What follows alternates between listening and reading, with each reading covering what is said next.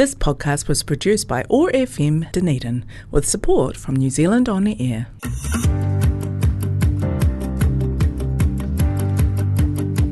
Welcome to What's News Dunedin, brought to you by Hazur Kebab, the radio show that spawned from the 21,000 plus strong local Otipoti Dunedin What's News Dunedin Facebook group. The group that's been putting the social back into social media since 2020 with respectful adult debate and a sense of humour.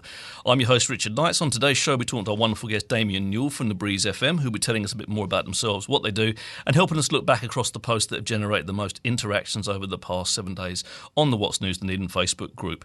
Those posts this week are Donald Trump's continued petulance, threats and flip-flops over Greenland, a former Doctors Without Borders worker who says the display of F-22 Raptor fighter jets at Warbirds over Wanaka legitimises US military force and weapons use to kill civilians, and Sir Sam Neill's war of words with Shane Jones over the proposed Bendigo mine site in central Otago.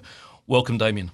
Hey, thank you very much, Richard. Thanks for having me. We've been trying to sort of get this together for a wee while, so I'm glad we can finally do it. Absolutely. So, it's the meeting of the two radio clubs or whatever it is in Dunedin. So, and as I said to you before, if the whole time-space continuum rips asunder, no, why? This is why. OAR FM, Breeze FM in the same room together. Now, I know you're a follower of the page, but we have a Punday Monday on the page. Have you seen it? So, yes. So basically, we get everyone to bring their best dad jokes, and then we see whether that dad joke comes off the page into the spoken word on the show on a Friday. So this week's pun of the week, and Max Reed is a consistent winner of this. He's puntastic. He's a good rooster. I know him. Yeah, exactly. He's been on the show, friend of the show, but he is puntastic in all senses of the word. It's one of his. So it's wanting to get more in touch with your inner self in 2026. Have you already tried religion, Tai Chi, meditation and mindfulness?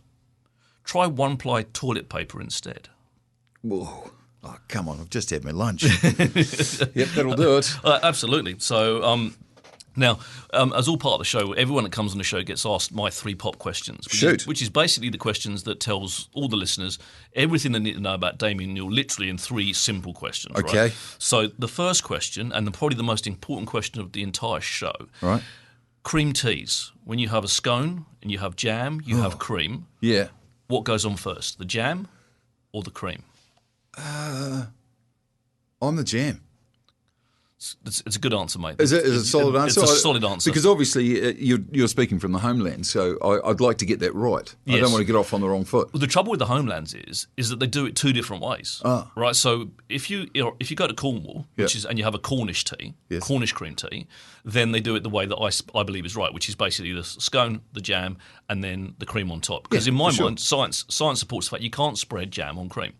Yes. However, if you cross the border into Devon, which is the neighbouring county, and you have a Devonshire cream tea, they do it the crazy way, and they put the jam, they dollop the jam somehow on top of the cream, which doesn't make any sense to me whatsoever. Yeah, no, I think you're right. I think we're both right, and the others are just barbarians. Well, absolutely. Yeah. So, and that's and to be fair, I'm glad we got that out of the way, because it is the only question you can get wrong on my show. Yeah, sure. And after that, I did pick that. It's after that, it's like it was a trap. It's all gravy after that. Everything's easy, right? So, question number 2, which you cannot get wrong. Who is your favourite Teenage Mutant Ninja Turtle?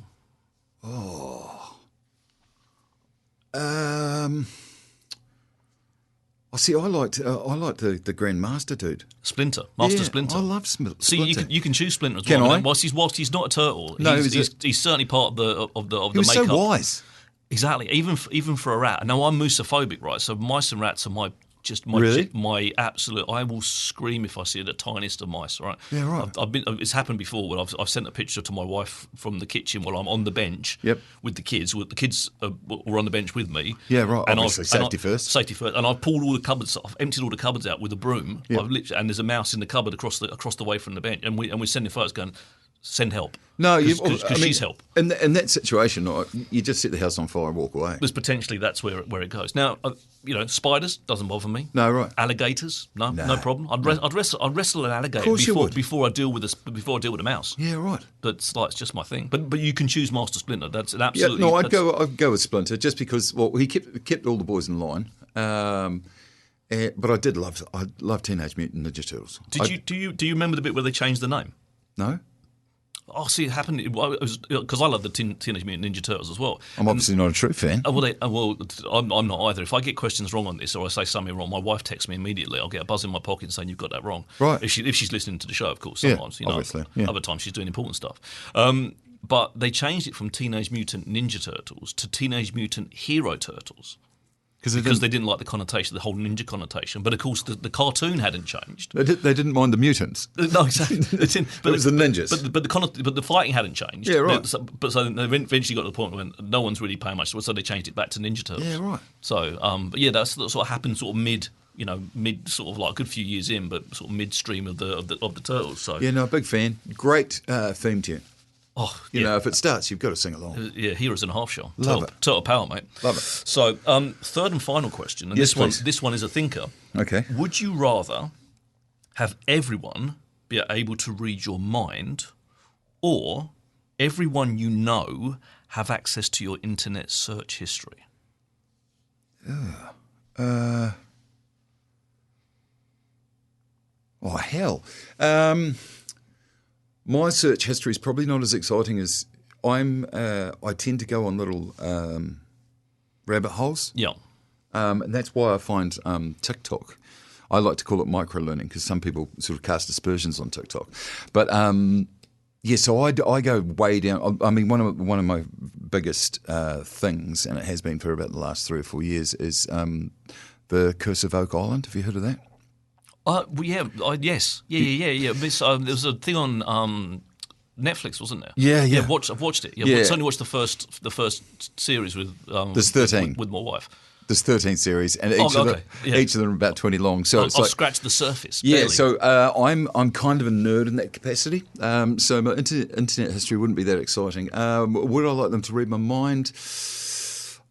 If they could take some of the noise away, like if they read it, they owned it type thing, I wouldn't mind that. So it would give me a bit more clear space. It's a very busy place. I've got the neurospicy thing going on, so it's a very busy space in there. Yeah. So I wouldn't mind if they wanted to do that.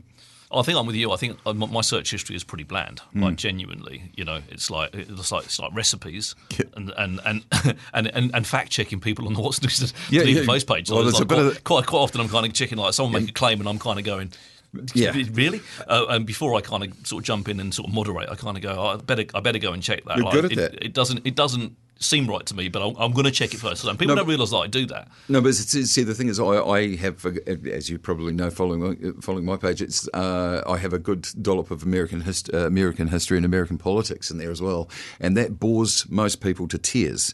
But it's become slightly more relevant recently, funnily enough. Yeah, I don't think I'd want people reading my mind.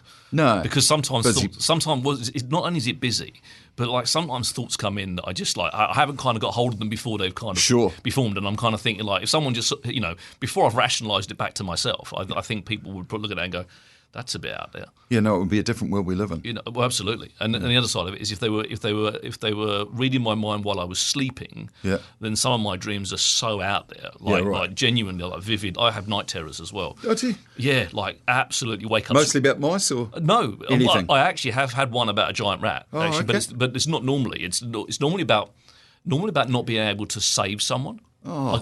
Sure, that means something. So I've had like these instances where I've actually woken up screaming, my wife's going, what's going on? And I can't talk about it for days. Even though I've worked out it's a dream, even though I'm quite conscious of the fact that it's but it's got me so emotional that I'm literally like... Too much cheese?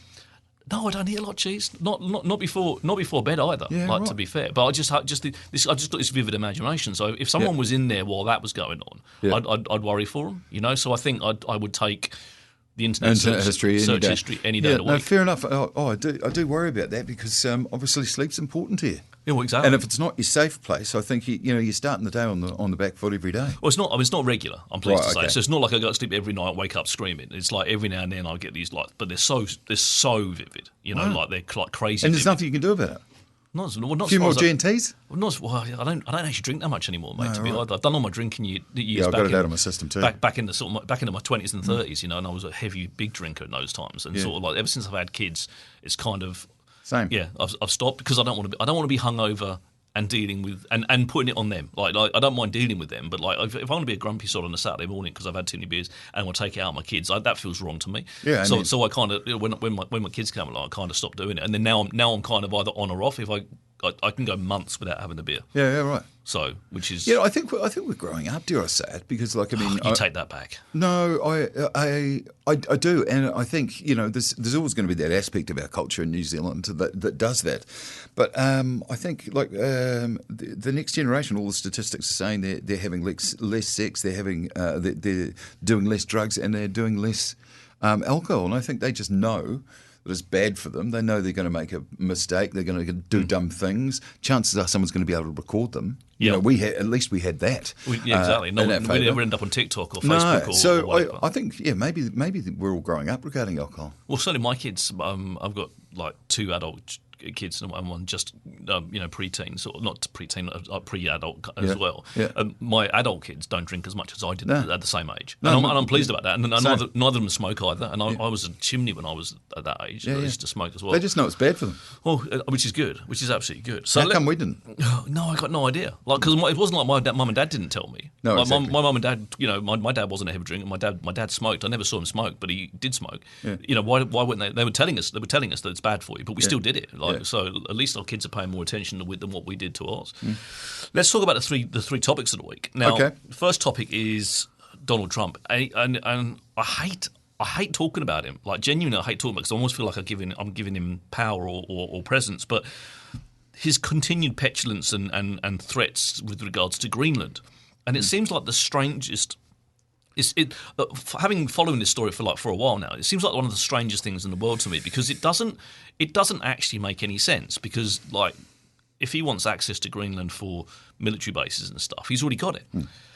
To say you want to buy it, or to say you're going to take it forcibly, and then stand up at NATO and talk in Davos and kind of ramble on about Greenland, then suddenly be talking about Iceland because you've got 2 countries mixed up. If you can't even he's got dementia. There's no ifs, buts, or maybes. He's got prefrontal dementia.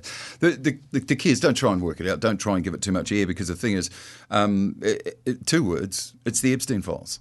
He's going to do anything. I remember sort of last year saying that, if things go badly for him, he's probably going to invade Iran. And it turns out it was Venezuela. But yeah, he's doing anything to distract that. We've got to stop treating him, and I wish the world media would do this, we've got to stop treating him as a normal world leader. He's a petulant child. He's a malignant narcissist. He's not. You can't compare him to a politician. You can't compare him to a normal elderly man. You can't compare him to a human. He's the worst of everything that you've ever seen. People will say that you can't compare him to some of the worst world leaders. Well, I mean, him cancelling USAID, which is the US aid program for Africa that not only feeds children in poverty-ridden countries, but also vaccinates, etc.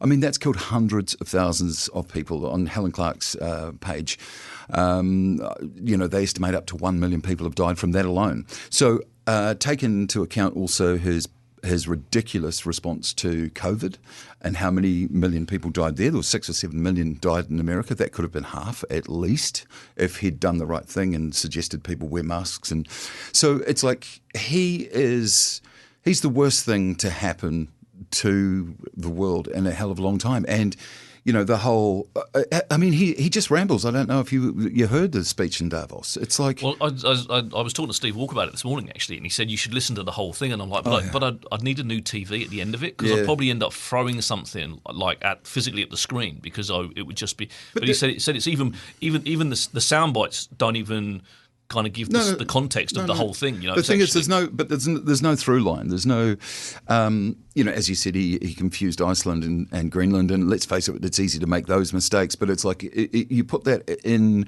with everything else. I mean, he was talking about wind turbines. Do you know why he's got a big thing about wind turbines? Years ago, they were trying to put wind turbines near his golf resort. Right. In Scotland. Right. So he got it in his mind that wind turbines were evil, and he's just borne that grudge. The reason he goes on all the time about the immigrants, and they're sending all these mentally deranged immigrants is because the immigrants, this is how bad it is, the immigrants are seeking asylum, right? Yep. He thinks it's a mental asylum. He thinks that they are coming from a mental asylum, therefore they're deranged, as he keeps talking about. He's absolutely following the fascist handbook. And as I say, the overarching thing is he is right through the Epstein files. They've released, 1%, I think, of the Epstein files. Right. They're 33 days late from releasing all of it. And they are heavily redacted, which they're not meant to be. He's in there, thick as thieves. And for the world to excuse an adjudicated rapist of E. Jean Carroll, the judge said he committed rape, and a fraudster, 34 felonies he's been convicted of. Yep. If he had not won the presidency, he would be spending the rest of his life in jail. Yeah. And it's ridiculous that we're trying to compare him to a normal statesman or politician. But the bit that frustrates me the most out of all of it is that you look around the world, and rather than being firm with him, to a nation, everyone acquiesces to this kind of like deranged method of managing the country. Instead, they'll criticise Putin every step of the way as a dictator. But they won't criticise. Putin hasn't got the power of the tariffs. Like Trump has been very, very sensible in that sense, or Stephen Miller, or Steve Bannon, whoever's pushing his buttons. He's been very, very sensible in the sense that he had that conversation with Macron, and he basically just said, "You're going to do this, or we're going to put 150% tariffs on your champagne. We're going to put tariffs on everything." And he's gone. The World Free Trade Agreement that we've all been working towards for the last 50 years or so. Yeah. He's just thrown it out, and he's used that, for his own benefit. And the Venezuelan thing, it was all about drugs. Remember, they were taking out the drug boats, and then suddenly it was all about oil. So he confiscated these oil tankers. He's sold that oil, and it's now the money from that is all in a bank account in Qatar. Guess who controls that account? Donald Trump, not America. No. Donald Trump. So it's like it's the biggest corruption we've ever seen in world politics by a mile, and it's just. And we can see it, the general public can see it, right? But the bit. I've got to say, mate, that's been the big frustration for me. I've got very good friends, very sensible friends, and they go, "Oh, that's just him. Don't worry, it's just over there." Donald being Donald. And it's like, well, no, the world's a marble.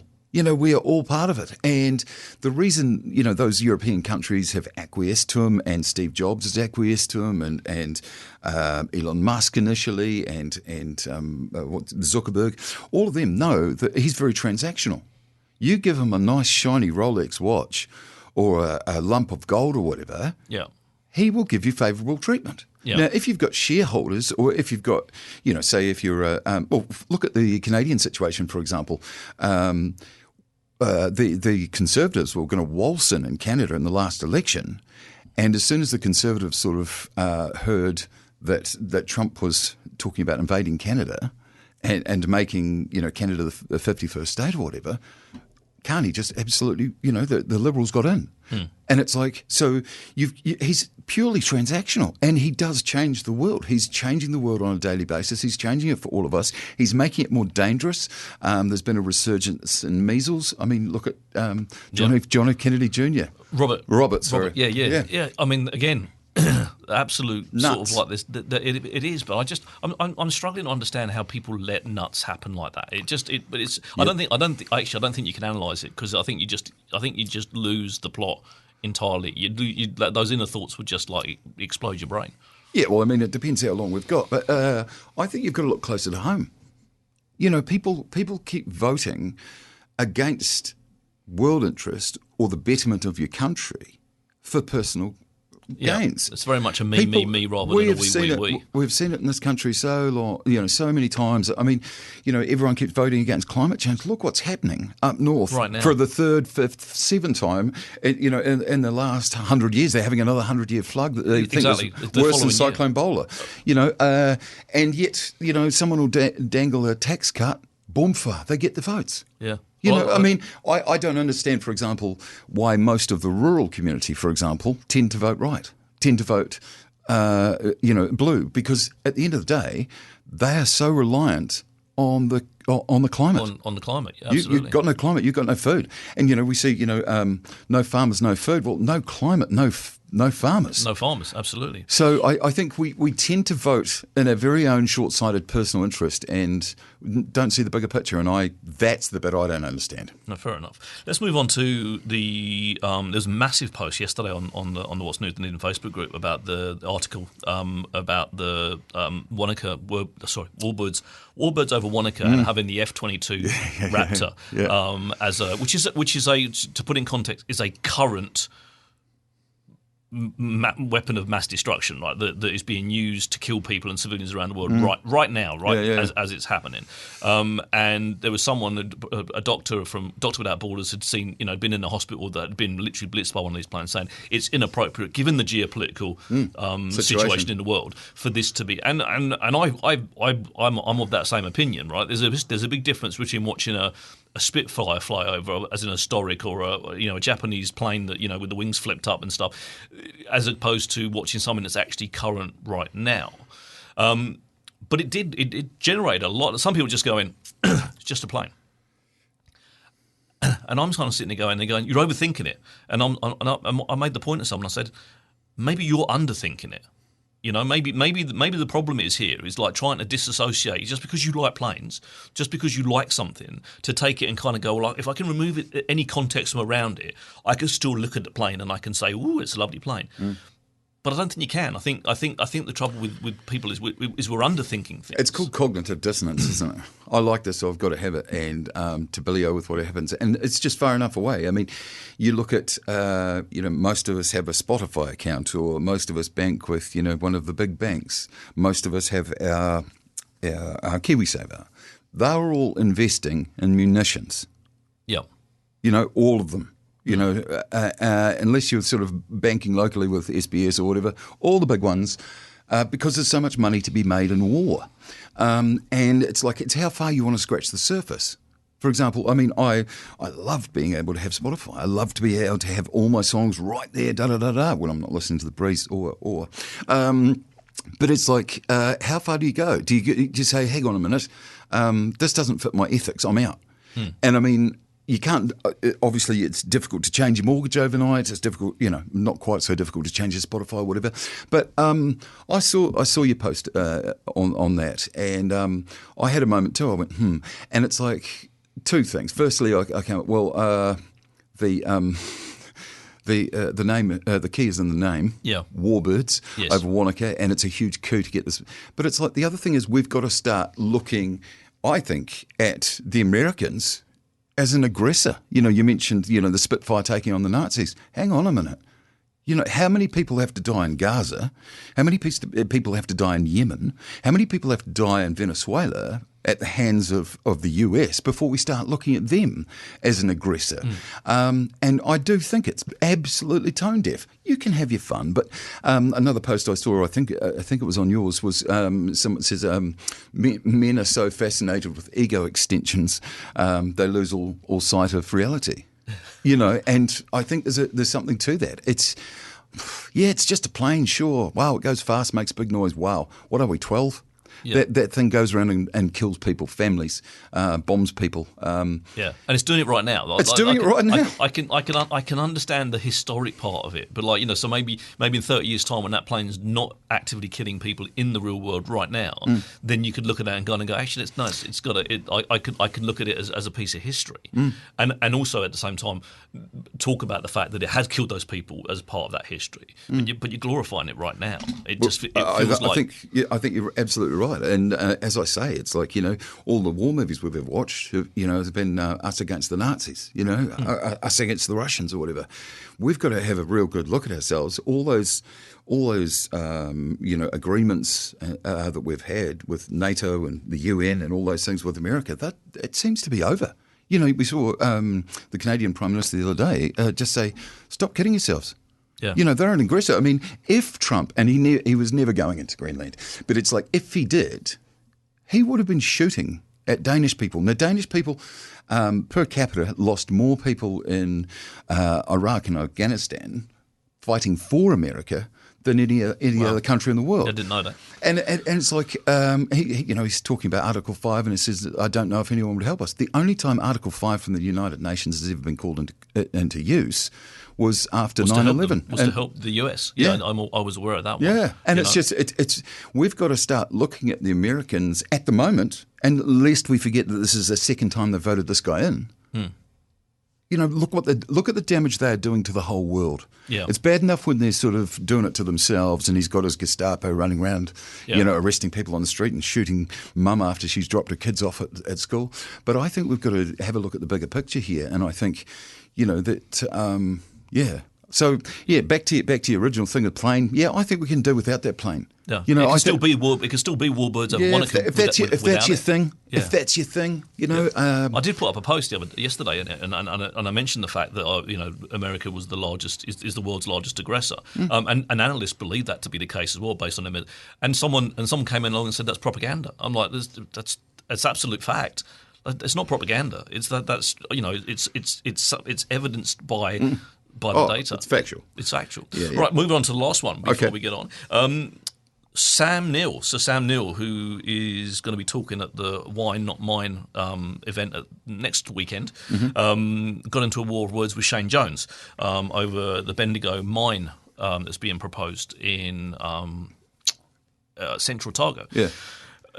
I don't understand Shane Jones. Like again, I don't. He's a drunk uncle. He needs to go home. He's like Winnie, isn't he? He's one. But it's worse than Winnie. But they're quite happy to change their view to match their moment right now, right? Because Shane Jones has quite happily come out and said about mining, and that was a bad thing. Give it 10 years, 15 years ago.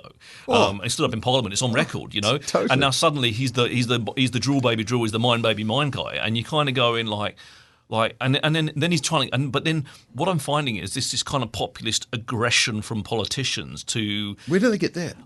Oh yeah, exactly. It makes you wonder, doesn't it? It's cut and paste. It is. It's literally cut and paste. He's got a hat. He had the red hat that was make Aotearoa great again. I know. And it's just like, I saw one that said the Danes the Greenland have got a hat now that's called make Margaret MAGA hat, which is Make America Go Away. Yeah. And I could get behind that movement.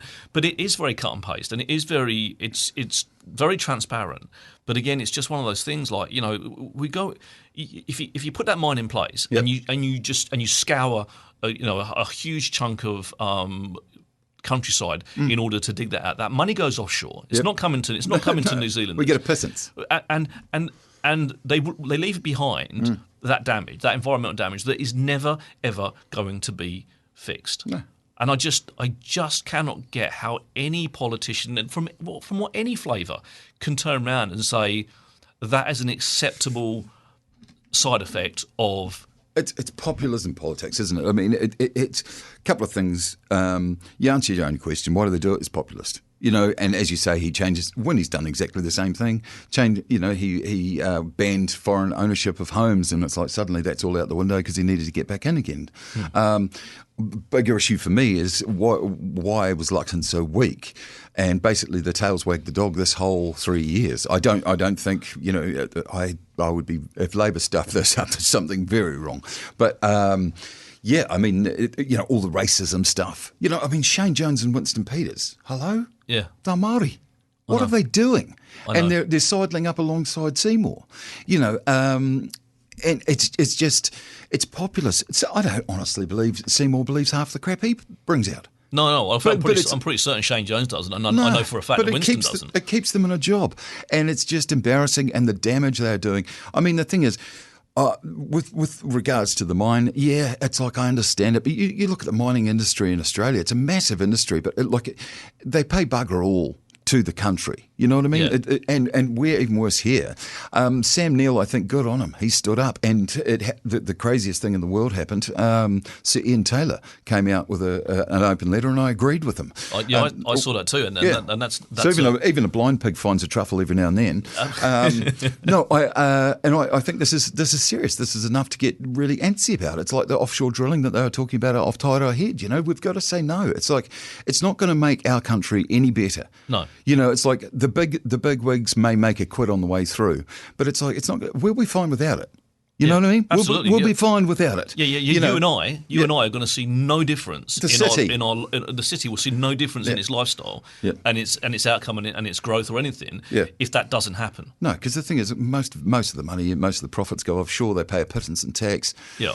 No, and I mean, as you say, there's arsenic and there's cyanide forever, and we've got to stop doing that. We've just got to get better at looking after our planet. I mean, again, coming back to my themes here, Donald Trump and climate change. That's it. I mean, you look at, he was all drill baby drill, and it's like, look what is happening to our climate. Look at the 100-year storms. Look at the droughts. We're getting them every year. We're getting 100-year events every single bloody year. Yeah, and people are going, there's no climate change. No, I went down to the Catlins after that big wind event, and talked to an old farmer down there. And when I say an old farmer, he was long in the tooth, absolute laconic guy. Roger was his name, and a really, really good bloke. And he just said, "No," he says, "This isn't right." He's noticed himself. Yep. I talked to another guy, local guy, who shall remain nameless, but he propagates, and he said, in his time, he's also very long in the tooth. He says, in his time, the seasons have changed, the time has changed, and it's like the argument you'll come against when you're talking about climate change. You'll get the argument. It's like, the climate's always changed, and it's like, yes, it has. Yeah. And then you just ask one question. It's like, who told you that the climate's been changing for hundreds of thousands of years? And they go, the climate scientists. Well, it's the climate scientists now who are telling us it's a lot worse. Yeah, it's a million times worse. It's the same people. And exactly. And we're getting to a stage, and if you talk to David, hear from David Suzuki, who's an amazing scientist, he says we've missed the tipping point. He says we're stuffed. No matter what we do now, we can't. And what people also don't understand is, like, we can't fix it once it gets to the tipping point. Once the ocean currents stop, once the ocean acidification builds up, it's like we can't do anything then. It's beyond us. Yeah. Technology may be able to save us for a while, but and it's terrifying. So do we need any more mining? No. We don't. No, especially when it's gold. And most gold just sits in a cupboard. Oh, I know. Sits in a cupboard propping up someone else's wealth. That's the majority of gold just sits in a dark vault. Yep. And is a paper transaction to say that this supports that person's wealth. So that everyone to liquidate their wealth would get the gold out of the cupboard, but that never happens. So it's just literally sitting there in storage for nothing. And in the meantime, you've got to dig more out of the ground. Yep, and you've polluted the environment. It doesn't make any sense. Anyway, right, we're going to talk about you in a second, mate. But before we do, we're going to get a quick word from our wonderful sponsor. Have you checked out Hazur Kebab yet? It's your go-to for a delicious lunch, a tasty dinner, or anything in between. Order online to save time and pick up some delicious, authentic Turkish cuisine in just minutes. HazurKebabCafe.co.nz. Dine in or take away at 906 George Street. You strike me as the kind of guy that likes a kebab. Love a kebab. Yeah. Falafel kebab, man. And the good thing about them is you always order the large because your eyes are bigger than your belly, and if you can't get through it when you wake up the next morning, breakfast. Still good. I know. Still good. I don't think I've ever actually not finished a kebab. I just have to say that, just for the record, in case anyone's listening. Yeah, right. Like, I'm not the kind of person that leaves food behind. No, fair enough. Genuinely, but Hazur Kebab at the top end of George Street. Yeah, I know. I've had them a lot. Oh, they're good. So good. He just decides what I eat now so I don't even choose. He's a dietitian. Absolutely. To me, he's like my personal chef. He's got many hats to wear, and he delivered me he did a chicken and falafel kebab for me, which I would never have chosen. Genuinely, not that I don't like falafel, but I do like my mixed meat kebab. Yeah, sure. And it was glorious. Genuinely, it was just really, really nice. No, amen. And they're so healthy as well. Yeah, exactly. There's fibre days in there. There's salad and everything. Yeah. Genuinely, it's like... No, I'm a convert, mate. It's health food. Yep. Right. So, meeting of radio stations today, Or FM, Breeze FM. Give us the 5 minutes Cliff Notes version of Damian Newell. Tell us how you started. Because obviously you're a well-known, recognised voice. I'm sitting here and kind of taking notes.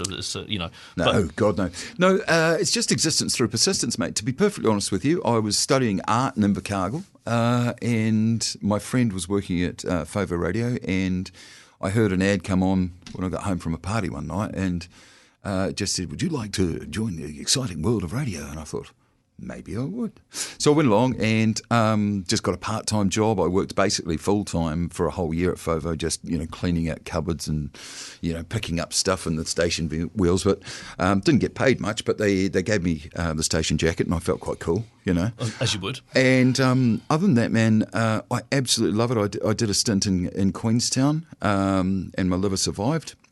And then I came here and I love this place so much. It's just, I love everything about it. And the things that I didn't like about it, for example, when I first got here, I was sort of, 25. And it's like I was quite anti-student, because it's like they were so cool and, they thought they owned the place. And at that time they were setting everything on fire. And, and now it's like I understand what they add to our city, aside from the economic boost that they give it to our city, just the colour, and I love the way the rest of the world thinks of Dunedin.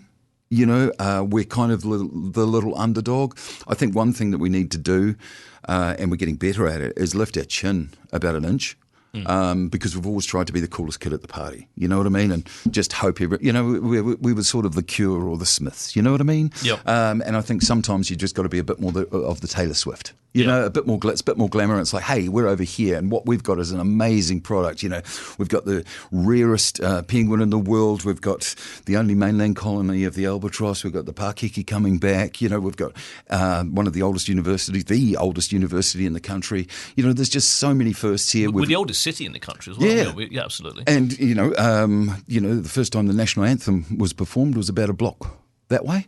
There's so much history, and I really love Dunedin history as well. I think we've got to really, really look after some of our architecture because a lot of it's in danger of being either demolished by neglect or just being too expensive. Yeah. You look across at First Church, for example, doesn't bring any money, and it's a and then you multiply that by how many other churches we've got.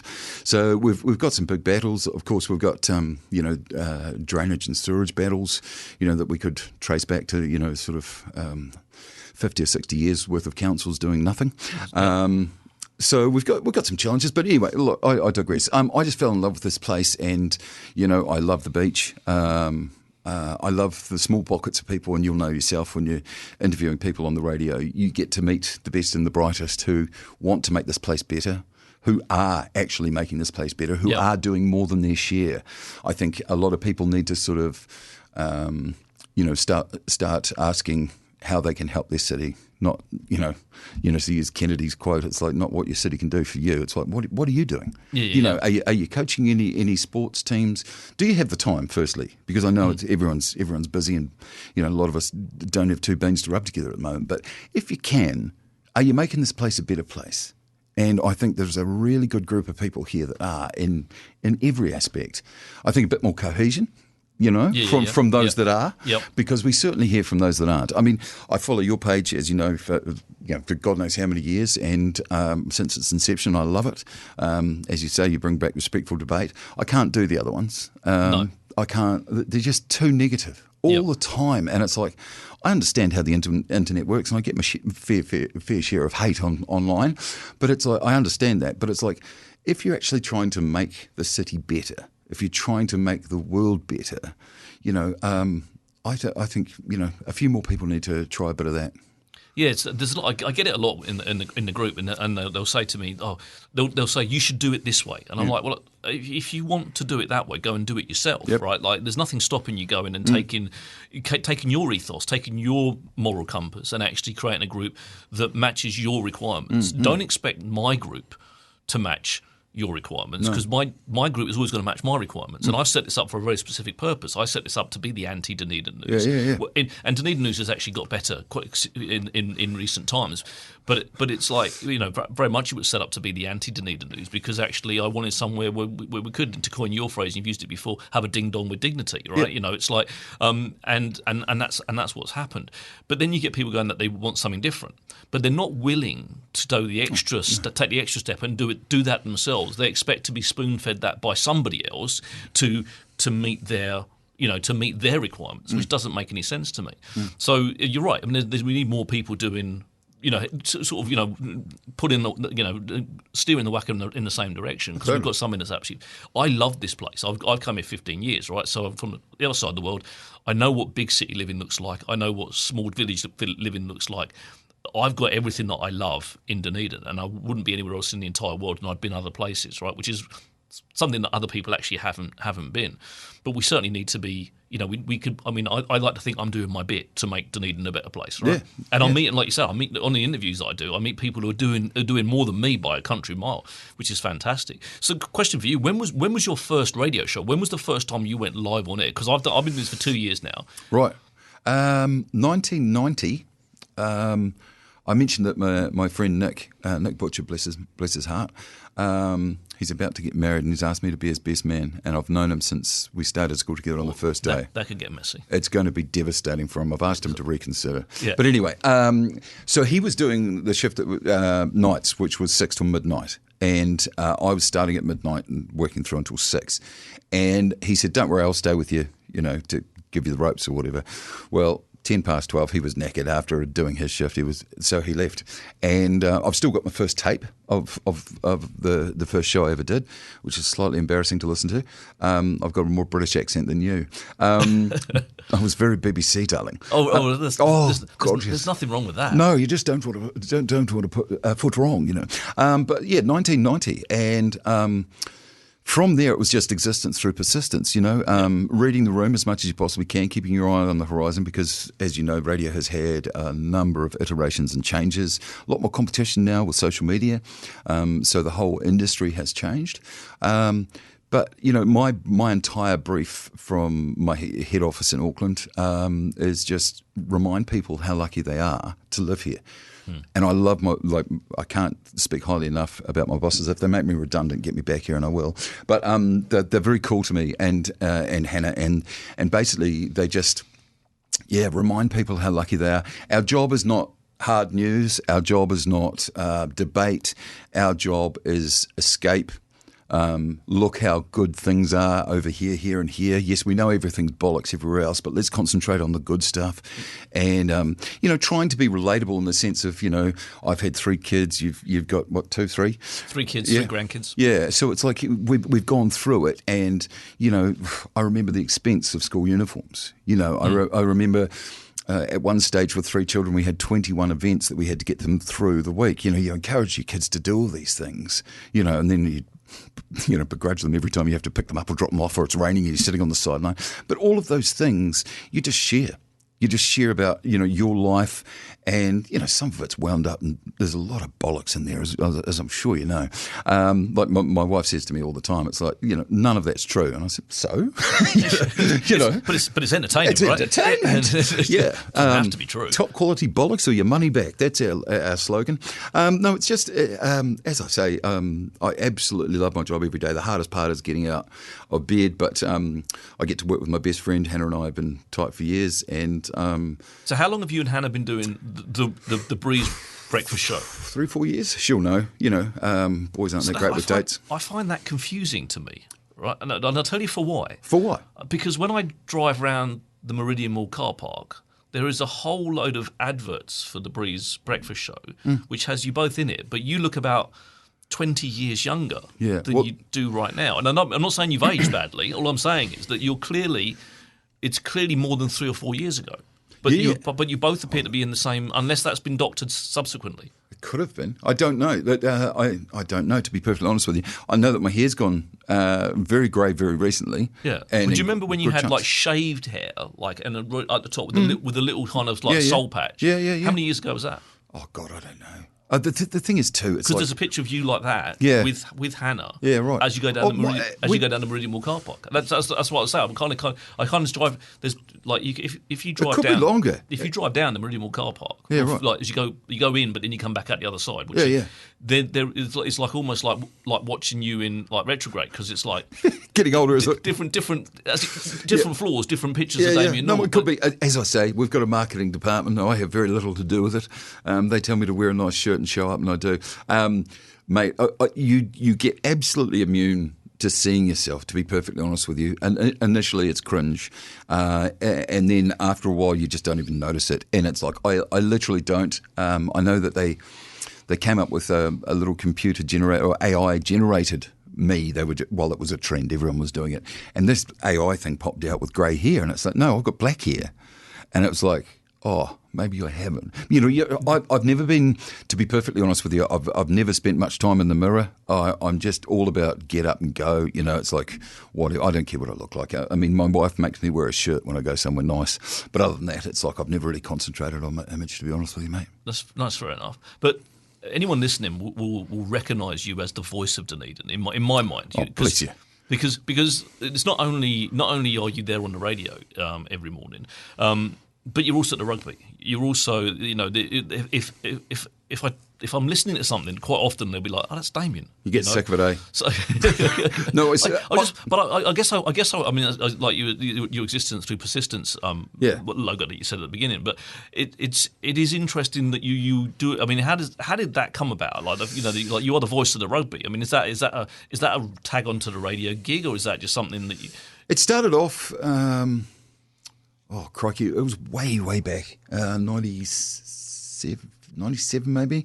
And I started off just doing it, and then it was just they kept inviting me back. And the weird thing for me is I know exactly where I sit in the broadcasting world, right? I'm not a smooth broadcaster. I don't have the golden tonsils or anything else like that, but it's like I can react quickly, right? I don't get stuck. If everything goes to hell in a handcart, I can get my way out of it. And that's kind of been my bastion. And in a situation like the rugby, where everything is very fluid and things do go crazy, it kind of suits them that they can just poke me in the ribs and I go. Yep. So it's like I've never really valued myself above my station. I love doing it. I would be watching the rugby anyway. Yeah. And the thing is, it's things I care about, and it's like, it's like the Wild Dunedin Festival, and any protest, that's happening in the Octagon. That I always put my hand up. I just say, look, if I can help, let me know. And sometimes they do, sometimes they don't. But and then you've got things like the Cancer Society and things like that. You want to help them out. Yep. And I know other people charge like wounded bulls for that sort of money. I don't. It's just like I look upon a lot of that stuff as paying your rent on earth, and occasionally you get a bottle of wine, sometimes you don't, and it doesn't matter, it's like, I just think you want to make the world a better place, and you do the supper club as well, don't you? Yes, That would have been the first time I ever saw you, right? Because I was on the very first one of those that when they were they quiet that year. It started off small. It started off very small. Yeah, right. But I mean, there was still the blind auctions and stuff like that, and it would have been one of the very first times I've kind of said, oh, that's a radio bloke, And I guess one of the things for me is like, obviously now I'm sitting here talking to a radio bloke, and we're friends, right? So we don't go out drinking or anything like that, but we're definitely if we drunk, we would. If we would, absolutely. Yeah. But we'd consider ourselves to be more than just casual acquaintances, yeah, totally. Right? Yeah. And I'm like, I know someone in the radio. Like if I lived out in the UK, that's something that just doesn't exist. Yeah, you don't break that ceiling. No, definitely not. I have no interest in that at all. I remember my neighbour once said to me, "Oh, what's it like being a medium-sized celebrity?" And I said, "Well, it's like being a large celebrity without any of the benefits." But I don't care. Like the thing is, that's never bothered me. It's like I know how lucky I am to do what I do. I've never. The thing is, I think to be up yourself, you've got to be quite confident, and I'm not. For example, with the rugby, 2 or 3 days out, I'm shaking, and it's like I've done it for 20, 25 years, whatever. But it's like I still get really, really nervous. I'm not overconfident. I love the fact that people come up to me, in the street or whatever, and it's like I love having a yarn to them. And I think when you lose that, because every day when I turn the microphone on, I'm asking these people to be my friend. I'm saying, hey, I'm here for you, thanks for ringing me up. Thanks for, giving a comment on our Facebook page. Thanks for listening to the show. So it's like when you see them in real life, it's like they expect that. You're their friend. And I'm happy to do that. I'm lucky. I am so lucky that there's a million options. I think Dunedin is one of the most competitive, one of the most competitive radio markets in the world. Per capita, we have more radio stations than just about anywhere in the world. And so I'm lucky. And I've been able to put my kids through school. I make jokes, if I can get another couple of years out of it, I'll be happy. And, it's true. So, Yeah, I don't believe in that celebrity. And to be honest, I think most of Dunedin's like that. You know, the Highlanders, for example, or the Steel netball team, or, you know, Lois Muir or Jamie Joseph or Laurie Mains or whatever. If you see them down the street, you know, you give them a wave, move on. You know, they're just you. And it's like sometimes you've got conversation to have with them, sometimes you don't. But I don't think Dunedin's not up itself. No, it's not. I want to come back to something in a second, but before we do, I'm just going to get another quick word from our wonderful sponsor. Have you checked out Hazur Kebab yet? It's your go-to for a delicious lunch, a tasty dinner, or anything in between. Order online to save time and pick up some delicious, authentic Turkish cuisine in just minutes. HazurKebabCafe.co.nz. Dine in or take away at 906 George Street. I wanted to pick up on something you said, because we're going to run out of time, because it just flies by. We probably should have booked a 4-hour show. Yeah. But you said you're not confident, right? So I look at you and I, and from... And like our verbal style is, I believe, is very similar. I can react on a dime. But confidence. I'm You've got the chat. Oh, yeah, exactly. And I've been in sales all my life, and I guess that's where it comes from. Yep. But I would consider myself to be confident, right? Yeah. I don't get nervous. I just found it strange that you said that you. Oh no, that you do. Like, no, a lot of our industry have been diagnosed recently. You know, there's the big bloody trend of ADHD, and everyone says, "Oh, it's a trend," and it's like, no, it's a backlog. You know, we've learnt a lot about neuroscience over the last wee while. And yeah, so I was recently diagnosed as ADHD, and it's called masking. I've professionally, before I knew ADHD existed, I used to refer to it as professional schizophrenia.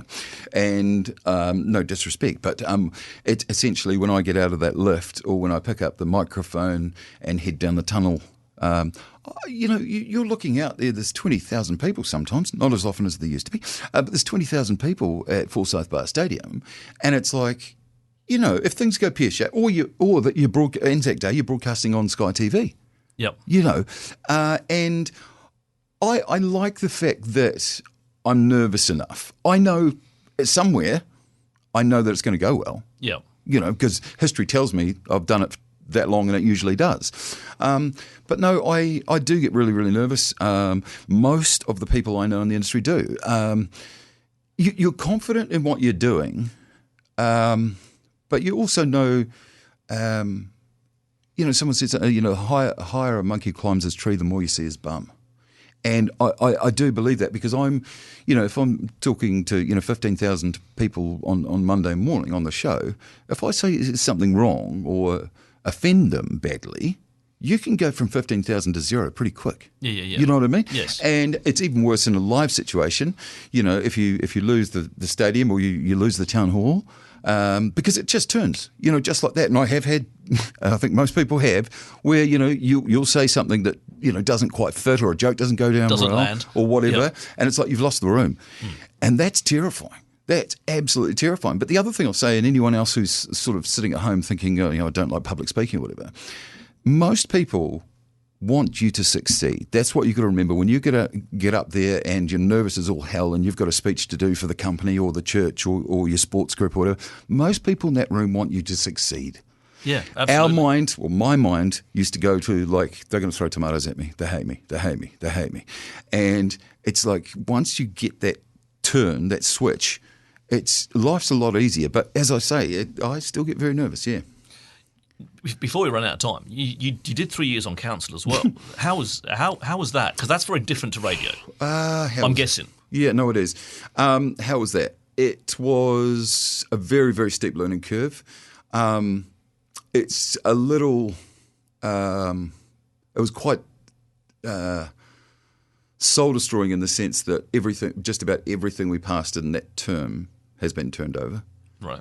You know, we did the whole harbour hotel. Yep. The bridge. And I understand why it happened. Yep. You know, I think if you can have a crack and try to add something to it, I think there's a lot of personalities in council that shouldn't be there, and that sounds ridiculous from someone who's been there.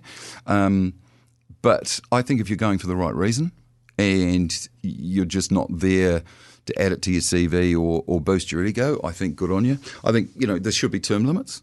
I think you should do I've said that for three for terms. a long time. Three times you're done. 3 terms and you're out. If you can't make the change in there, you're not going to.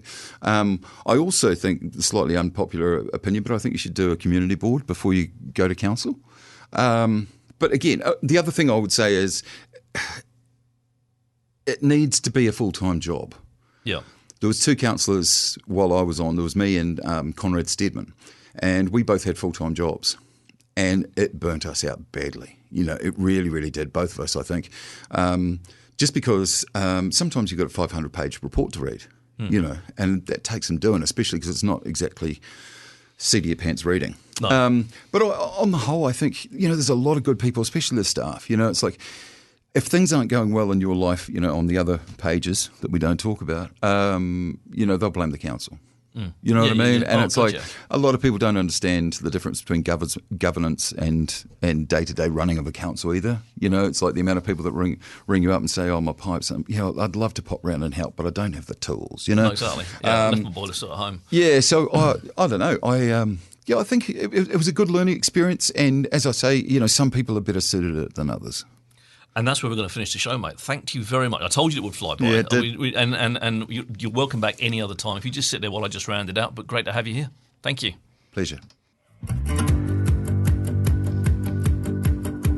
Well, that's a wrap for this week. Thank you for tuning in. I've been Richard Knights, and you've all been wonderful. Remember, if you're looking for robust, respectful adult debate about all things local and further afield, and a welcoming online community doesn't take itself too seriously, come and find What's News Dunedin on Facebook and join our fun. On next week's show, we're talking to Amy Taylor, senior firefighter from Fire Emergency, based out of Dunedin Central Fire Station, and we look forward to seeing you next week at Friday at 12 on OAR FM. And if you want to listen to the show again, or simply share it with your friends, you can find the podcast at oar.org.nz, or even on Spotify, YouTube, or your favourite podcast provider.